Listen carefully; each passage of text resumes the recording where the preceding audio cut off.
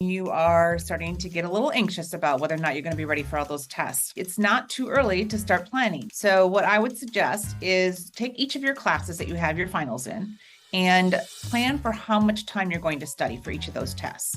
So if you're going to study 3 hours for each one of them, now what you want to do is plan what day are you going to study those hours. So if you have 5 tests, 3 hours each, that's 15 hours. Where are those 15 hours going to happen? When you do that, you want to follow some of the basic principles of what good study practices are. 1, you want to study on 3 different days, okay? Because that retrieval practice is very important. 2, you want to study in 3 different places because you're going to remember different content in different ways when you study that content in a different location.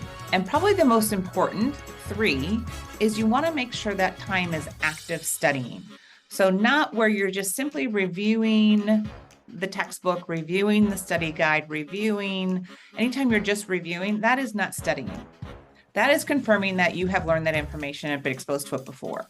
What active studying is taking that content and turning it into a different outcome. So can you take that content and turn it into an outline, a visual map, a practice test of what types of questions you think might be asked?